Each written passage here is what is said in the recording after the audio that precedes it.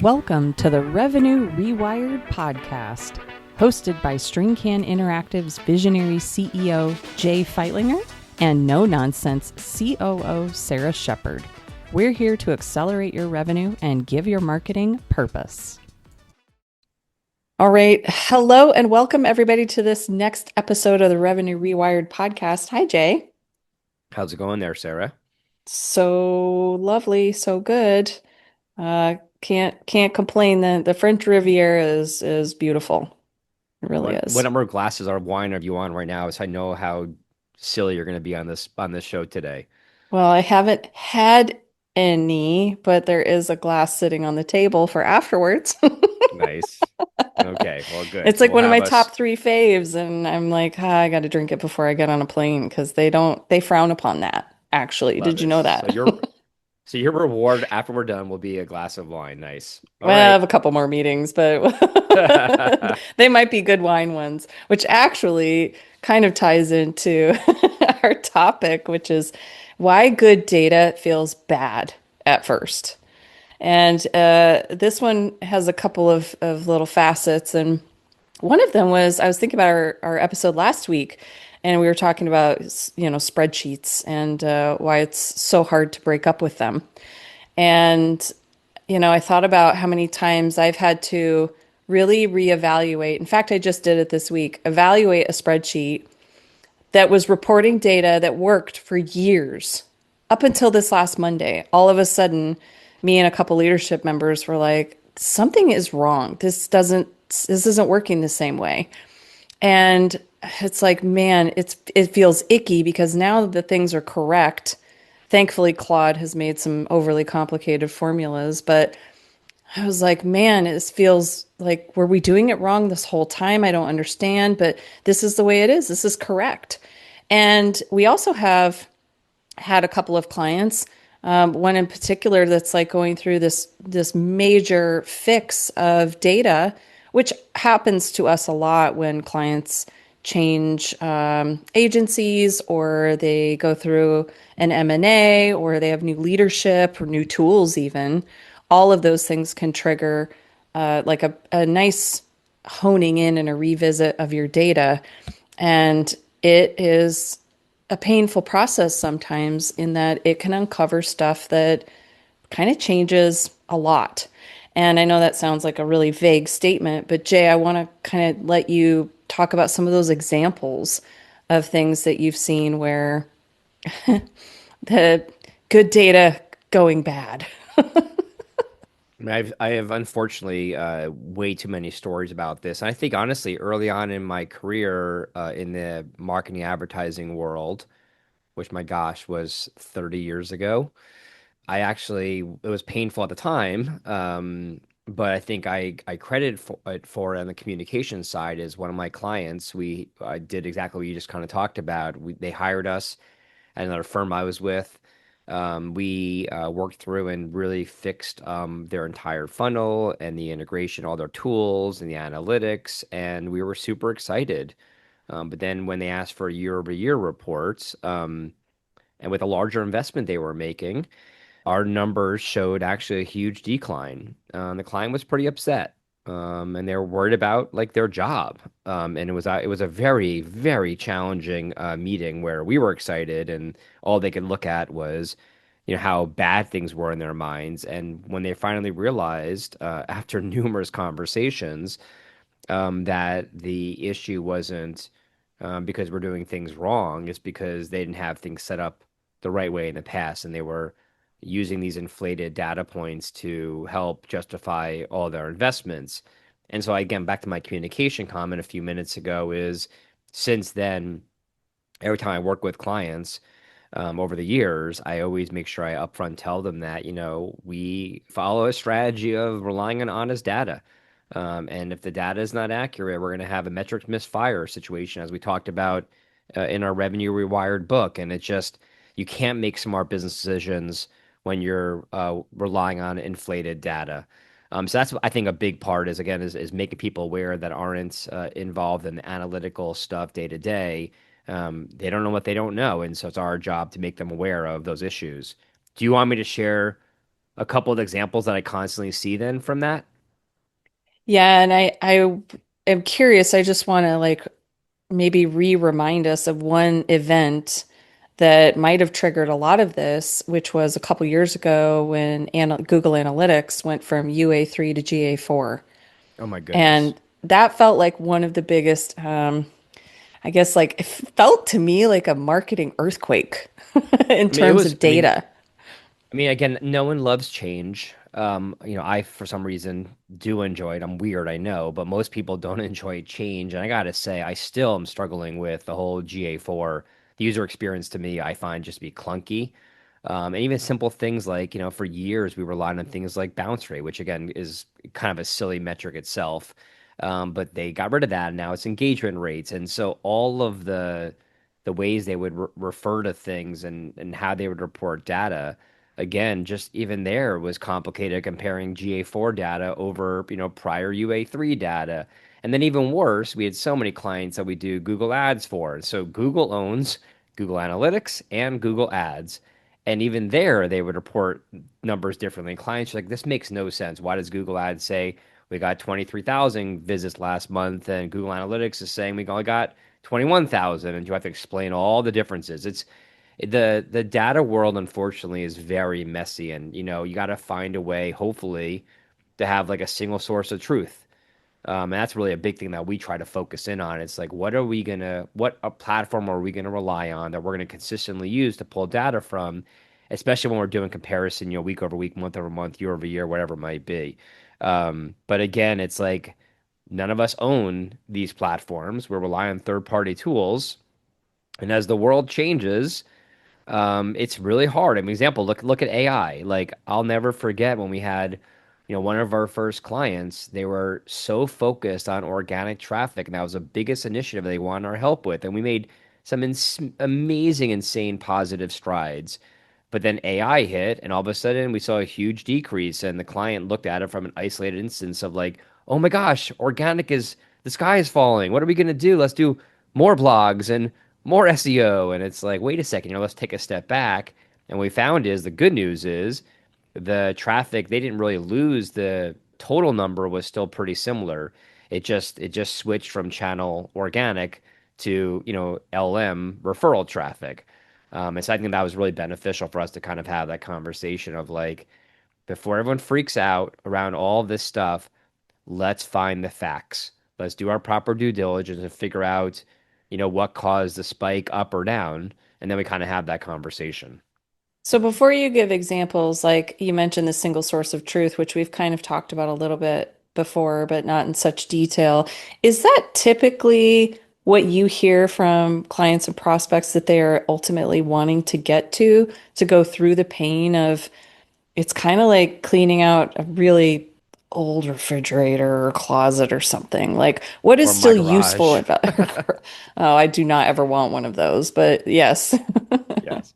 Well, first of all, we're speaking probably a little bit to marketing lingo here. Mm. I can't recall a client that has ever used those words like that. I think for me, the emotional desired outcome that I sense from clients is we want to have confidence in the reports that we're getting from you or the system that you set up for us so we can report back to whoever that the investment we're making is returning an appropriate ROI and where we have opportunities or obstacles in place that we need to address.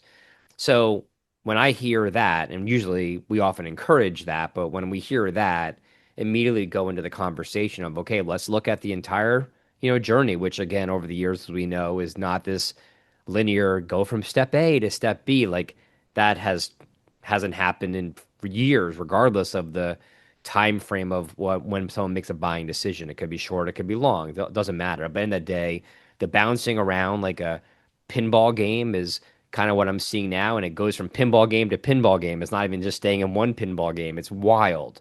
And so obviously, luckily for our clients, our brains are well wired to be nuts like that and kind of understand how that path works. But that's really where I think it gets really challenging is discussing and understanding the entire journey because I don't think we have a single client, regardless of their size, that's like hey, great news. We are only on HubSpot and everything runs through HubSpot. I mean, I think our average client probably has 10 to 15 different tech stack items in place that each impact attribution. They have numerous, websites and subdomains and landing pages on different platforms. And then on the marketing channel, as far as tactics goes, that they're leveraging their marketing strategy. I can't think of a single client that has one egg in that basket. It must be a dozen plus different things that we're doing. And so if you look at all those variables in place that you can control, and then all the ones that you can't regarding the market and the world and wars and gosh knows what, it's just really, really complicated. And to your point, Sarah, um, this is one area that I always expect never to be easy, because things just change so rapidly. And so I think as long as we have the right systems in place, and good backup monitoring in place so we can be alerted because again things can change so quickly. Like a page on their website might have, they might have changed one character in their URL, the permalink, and all of a sudden that page went down and no one set up a 404 error, redirect, and all of a sudden now that page that went down and that was maybe the main page that we're using for part of the conversion tracking. It's just there's just so many variables in play, and unfortunately, often it's human error caused by somebody, either a partner or a client, or maybe even us. Hopefully not, but things can happen, and so that's where I think it gets really complicated. Is that you are relying on this very fragile system that unfortunately can easily break, and that break even for an hour could make a significant difference in the numbers they're relying on to make decisions. So how does someone make peace with, I'm fixing, like, is there such a thing as fixing the data? Wow. So I would say there's definitely a thing called cleaner data. I think fixing is so hard because again, like the variables I walk through, for example, like you don't know if maybe a major spam bot is going to slam in your site and cause some major issues, or your site's been hacked and there's malware in place. I mean, the things that I see, unfortunately, doesn't surprise me anymore, but does blow my mind. But I would say, if you work backwards, which as you know with me, I always think this way. I'm like, what's the desired outcome? And often it is, well, hopefully often it is, we're going to invest, let's say, I don't know, $10,000 a month in X campaign, and we want to know what the return is of that against both first touch attribution on first sale, maybe, and also lifetime value over a period of time. And so to me, the clean data should always be able to tell that story. And then if it can't for various reasons, either maybe the one of the tools they're using in place doesn't have a good API that transfers the data cleanly, or the situation might be, that's where I think ties into our book is that you've got to fix those, that foundational part, which I call the accelerate phase, um, is you've got to really fix some of that stuff because again, if you just add more spaghetti to the bowl, it's going to make a negative compound effect. And so I really think you got to take a step backwards and say, look, what's the desired outcome? What's the things that are blocking us from getting to that answer? Let's resolve that first, ideally before we start launching new things, so we don't have more variables in play. And that is where I think you can get, clean data-ish, to be able to tell you as close as a story as possible. Again, there's going to be variables in play like, people might have, cookies turned off on their browser, and now all of a sudden now we can't capture some of the conversion, and you get some weird data showing up in the wrong channel source. And it's like things like that are going to happen. And so I think you just need to set expectations properly with your team, with the leadership that, hey, this we're going to consistently tell you the same story over and over again based upon the way we have it set up. And then again, if you're ever going to make changes in your system, you just need to make sure that you adjust accordingly the story so you aren't taking good data layered over bad data, and now all of a sudden you're having to waste all this time on trying to explain that story. It's just the most challenging part of it is when you want to do comparison data, when you have good data for one year and then bad data the prior year, that's where I think things get, very, very challenging sometimes.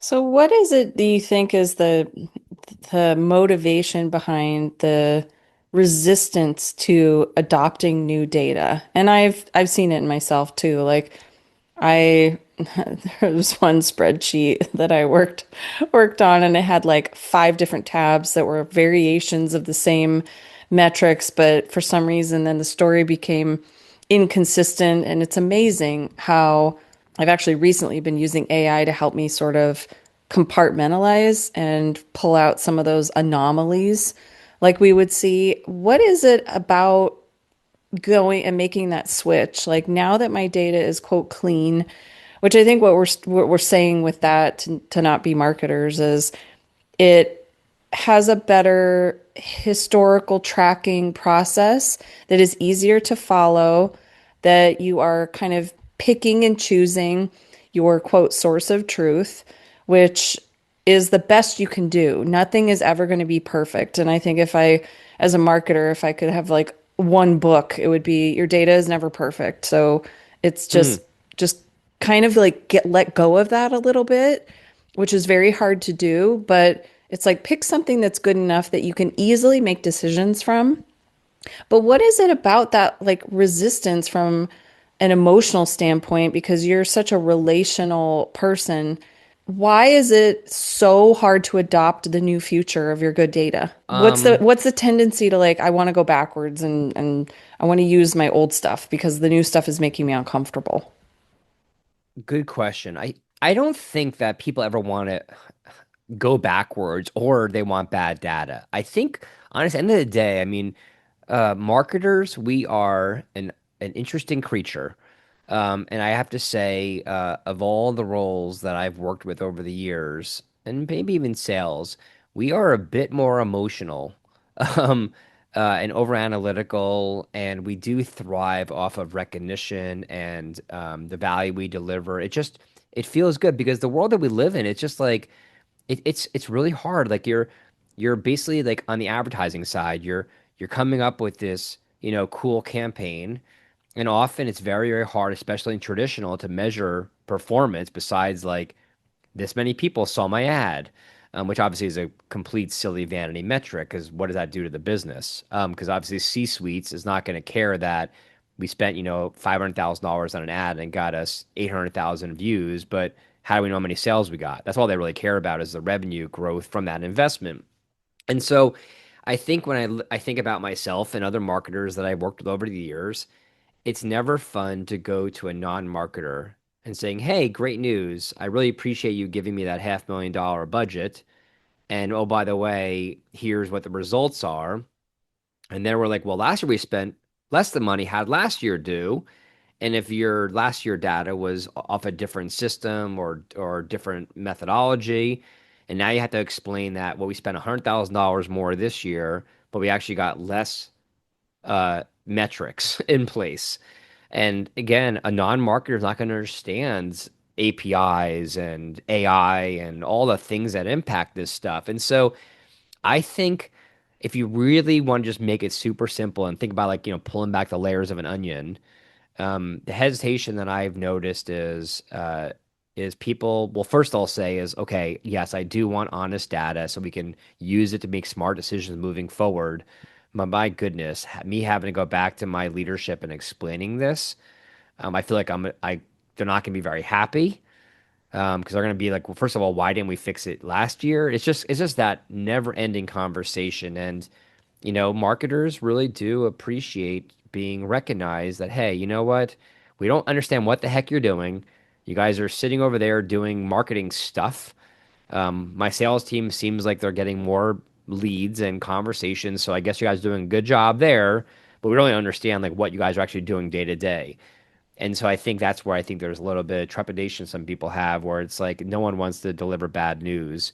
And it's really not bad news if it's presented the right way. It's actually good news that, hey, we realized through this process or this project that the way we were reporting metrics in the past, wasn't telling the right story. And then they can walk through the reasons why. Hopefully a rational executive who isn't cuckoo will be like, okay, you know what? We're all human. We're all learning. The world is rapidly changing. I'm excited that moving forward, we can rely on a better system to have cleaner data.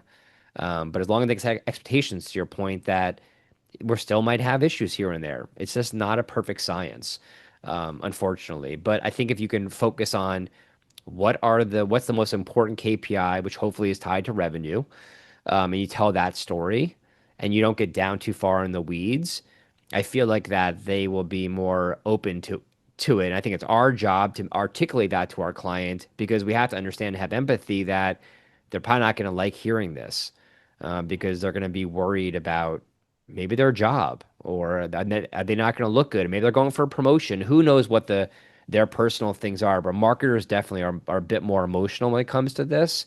And often, a typical marketer that has that creative side of their brain going, it's very rare to find one that has both sides of the brain going.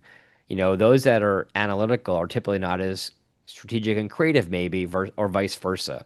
I know that a couple of us on our team we're lucky that we have people that are wired both ways somehow, and you could choose which part of the brain you need to access to get this done.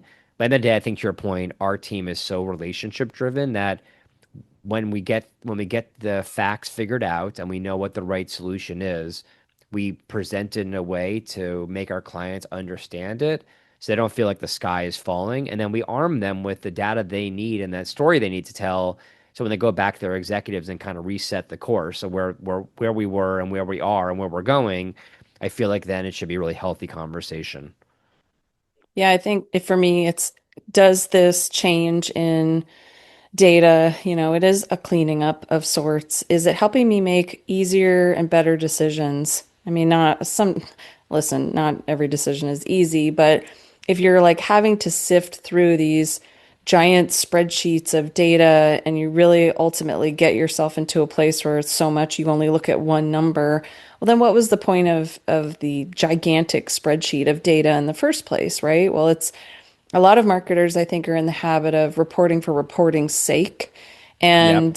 And partly because there is so much available data that we can become almost our own worst enemies in that all data must be good data versus can we just pick and choose maybe more selectively based on what the business's ultimate outcomes are, data that is important. Because at some point, some businesses really, really struggled and missed the bounce rate. They really wanted to know that that was a success metric of sorts for them. And others, it's we still look at, time on site. And that's, I think, also part of engagement, if I remember correctly, but probably not.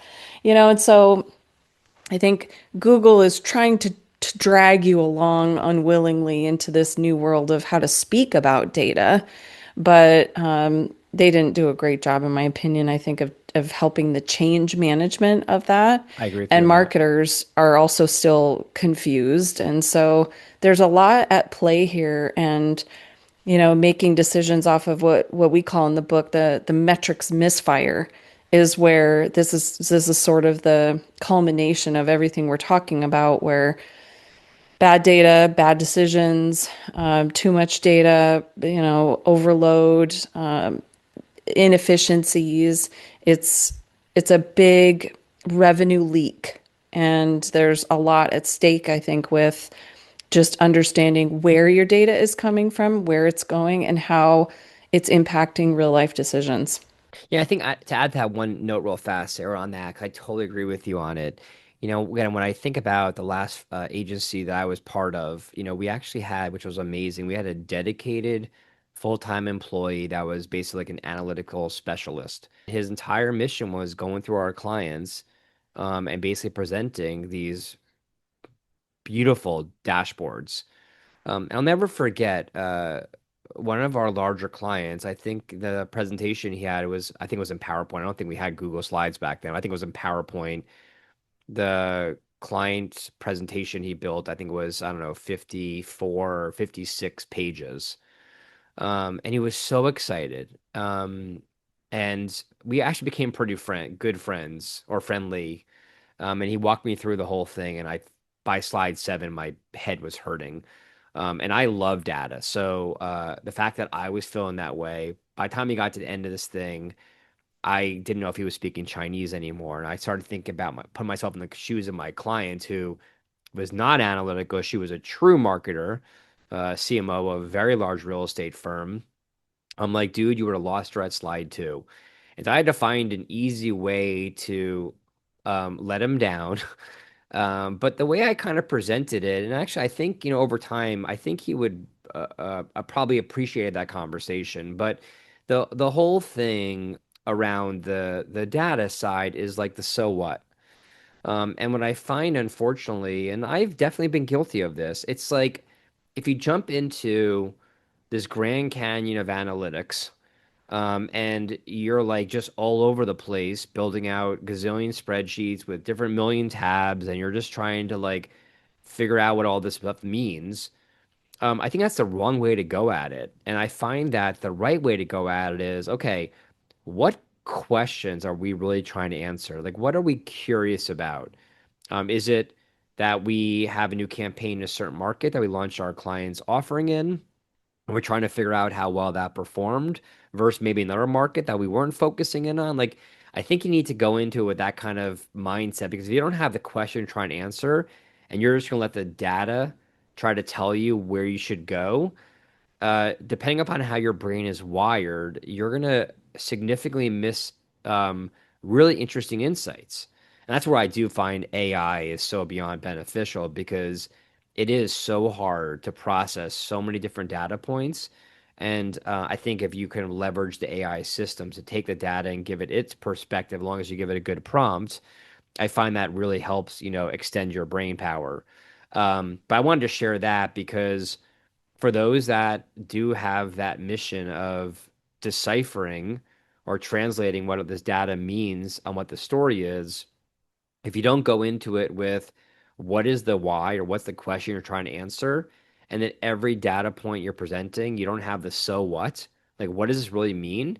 Then don't disclose it. Yes, you can go through the process and process and consume that data to help you think about the various variables in play and different, theories and ideas you have around how to make improvements.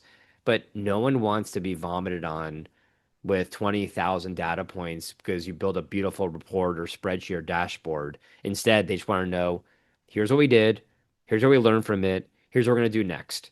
And this is the benefit to your business. It's that simple. And if you focus on that kind of mindset, I think you're going to have a much better result. Yeah, I love that. All right, well, Jay, I don't have anything to add. I think that was like Well, I guess do you hopefully want me to share helpful. the couple ahas that I've seen, and we can end with that Oh note real yeah. fast? Yeah. Because I do, it's funny, it's wild to me. There's typically a handful of things that I have found that seem so crazy obvious. I wanted to end with maybe this note. So for those that are wondering how accurate the data is, there's a couple simple things that you could do. That is how me and the team go through the process. When we onboard a new client, we go through literally a checklist, and we have, I don't know, it's probably 30 plus items. And so we are a bit more comprehensive than I think an average company needs to be. But there's a couple things that we're constantly seeing going on that inflates the data that gives you a dishonest story. So, for example, one of our clients, they have a significant amount of internal traffic hitting their website from their company where they're all logging on, they're gathering different data elements from the site. It's one of those sites that is a public marketing website, but it has this kind of intranet component to it. Well, all of those employees, and they have a lot of employees, are hitting the website. So that inflates the data. And so many companies don't have excluding IPs in place. And so we'll typically log into there and see do they have their employees work both from their office and homes excluded. If they don't have that in place, that's one of the things that we obviously would recommend. The second one, on a similar note, we have a bunch of clients that have an extensive network of partners in place that are having to log into the back end of their website. To get to the login, that's the home page.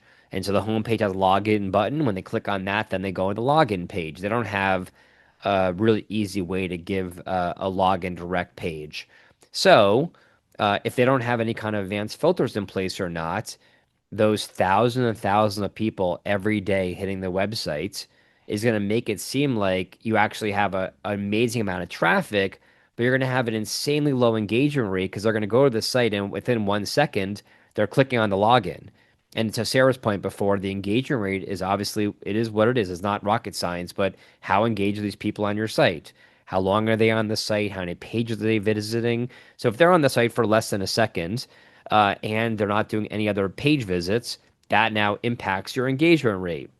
Um, a third big one is like spam bots. So unfortunately, that's the nature of the beast with this. If you get hit often by spam bots and you don't have a way to remove that data from the system, that also is impacting you in the same kind of scenario. Um, and then I think last but not least is it's how you're um, organizing your channels. So channels being like, paid search, organic search, etc. Depending upon how your website is built, let's say, for example, if you have like subdomains in place, and people bounce back and forth between subdomain and the main domain, that might appear like inflating your direct traffic because the analytics can't determine it's a different website or not because you maybe don't have cross domain tracking in place. And so those are a couple of quick examples I wanted to share that you can easily look. It'll take you probably 3 minutes, 5 minutes max to look at those couple points. And if you're seeing one that you have nothing in place or the things you have in place are outdated or not set up properly, then immediately you know that you have an issue potentially going on here where your data might be very inflated. And so I would recommend that you get some of those foundational things cleaned up first before you move forward. So I wanted to share a couple of that and we kind of can wrap this up. But I feel like that would be a good start. And obviously people always can reach out to us. Sarah, as you'll kind of mention that. I think that'd be kind of a good option if they want any help. Yeah, I mean, those are just probably like not even the tip of the iceberg, but like Hmm. snowflakes on the tip of the iceberg. And so we do know it is a lot, and there's whole, industries dedicated to this, and marketers have to have this as part of their role. We're asked to do a lot. So, if you do have any questions, podcast at stringcaninteractive.com or go to our site and book a time with Jay who can nerd out with you if you are so inclined. But hope this was helpful and all, you can check out the Metrics Misfire, take a revenue leak assessment too. If that's something you're like, I don't even know if this is a problem. That's a very helpful tool we have too. So, well, Jay, I think this was a fellow nerds unite chat. I appreciate it. Nerds powered. I love it. Yes. Nice chatting with All you, Sarah. right. Thanks, everyone. You bet. Have a good day. Thanks for tuning in to the Revenue Rewired podcast. Send us your questions to podcast at stringcaninteractive.com and follow us for more insights to drive your business forward.